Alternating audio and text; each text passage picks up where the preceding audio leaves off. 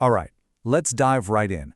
We're going to try and get inside the head of one of history's most epic figures, Alexander the Great.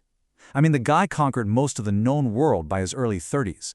We all know his name, but the real mystery is, what was his driving force? Was it duty? Was it revenge? Or something much, much bigger? Let's try and figure it out. So, was he a conqueror, a liberator, maybe even a god in his own mind? Was he just a visionary finishing what his father started? A man obsessed with payback? Or was he chasing an ambition so huge it literally wasn't of this world? To really get to the bottom of this, we've got to follow the clues. And, our investigation, it doesn't start with Alexander. It starts with his dad. So, here's the thing. That massive invasion of Persia, the campaign that Alexander is most famous for, yeah, that wasn't even his plan to begin with. It was basically an inheritance, a grand strategy all mapped out by his incredibly powerful father, King Philip II of Macedon. I mean, just listen to what the historian Diodorus Siculus wrote about it. Philip was a total powerhouse. He spent decades turning Macedonia from this kind of historical backwater into an absolute military juggernaut. He completely remade the army, he united all the bickering Greek city-states, and he'd even sent the first wave of troops into Asia. So when Philip gets assassinated, boom, Alexander doesn't just get a crown. He gets the keys to the car, a full tank of gas, and the map already programmed. Okay, so Alexander's got the army, he's got the plan, but he needs a reason. You can't just decide to invade the biggest empire in the world without a good story to tell. And that's where we find our first big clue: revenge. Man, what a powerful, perfect public motive. And this idea of revenge, it worked on two levels, which was just brilliant. First, you have the big picture historical reason. Hey Greece, remember when the Persians invaded us more than a century ago? Marathon? Thermopylae? Yeah, it's payback time. But then he added a personal touch, something immediate and raw. He pointed the finger at the Persians for his father's murder. So now it's not just some old history, it's fresh, it's personal, and it's outrageous. And believe me, this was not just talk. We have it in his own words, or at least words recorded for us by the historian Arrian. He writes this letter to the Persian king Darius III and lays it all out. He says, "I'm not just some Macedonian king trying to grab some land. No. I am the supreme commander of all Greece, and I'm here to punish Persia." I mean, come on, that is some next-level political messaging. So for years, this whole revenge narrative is the fuel for the fire, and it all leads to this one absolutely epic moment: the destruction of Persepolis. You have to understand, Persepolis wasn't just some city. This was the ceremonial heart of the Persian Empire, the dazzling symbol of its power, its history, its very soul. And the story of how it went down is just legendary.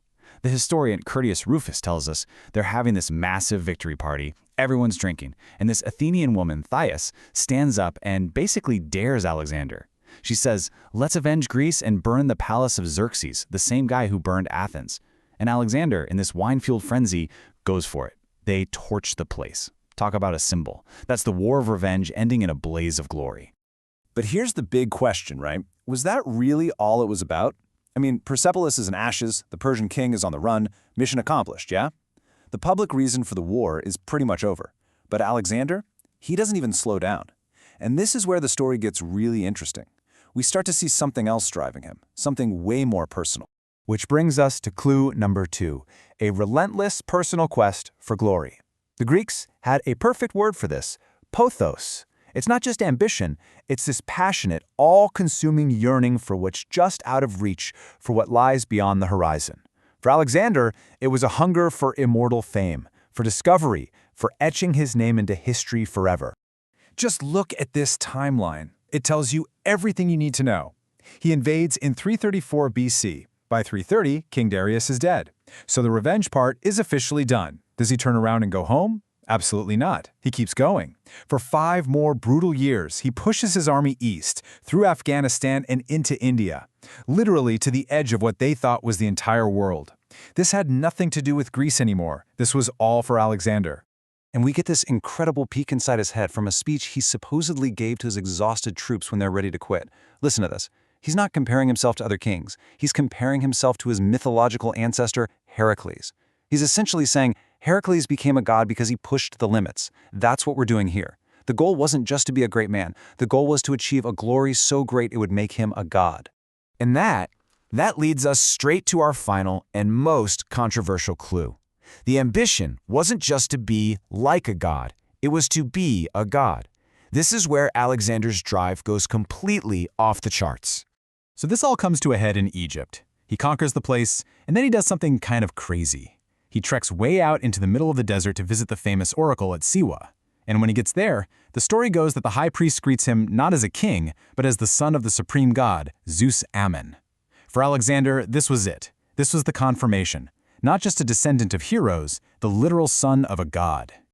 But you can imagine this did not go over well with his own Macedonian troops. They were like, hang on a second, we follow a king, a leader, not a living god. And this created a massive rift. It got ugly. He literally killed one of his oldest friends, Cletus, in a drunken argument over it. And then there was the whole infamous debate about proskynesis, this Persian tradition of prostrating yourself on the ground before the king.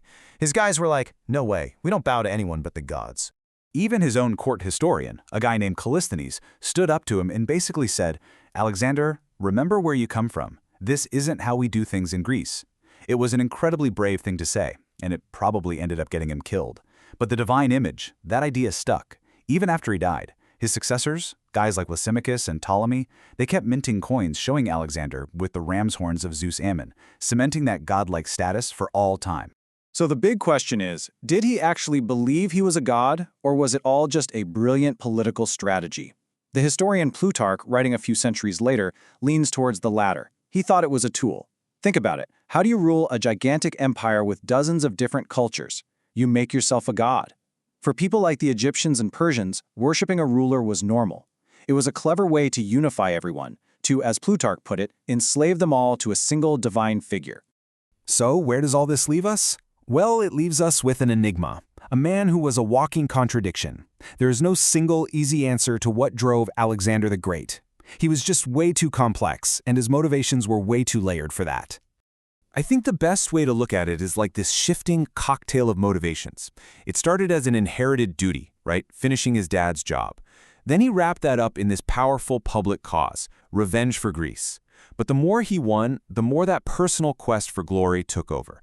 And that morphed into this idea of divinity, which was both a political tool and, hey, maybe something he truly believed. One motivation just bled into the next, and that's what created this unstoppable force of nature. In the end, we're left with one last big question. Was there ever a finish line for Alexander? Was there a point where he would have stopped and said, okay, I'm done? Or was he just completely possessed by that pothos, that unquenchable desire to see what was next, to know what was just over the next mountain, beyond the next river? Maybe he conquered the world for the simplest reason of all, just because it was there.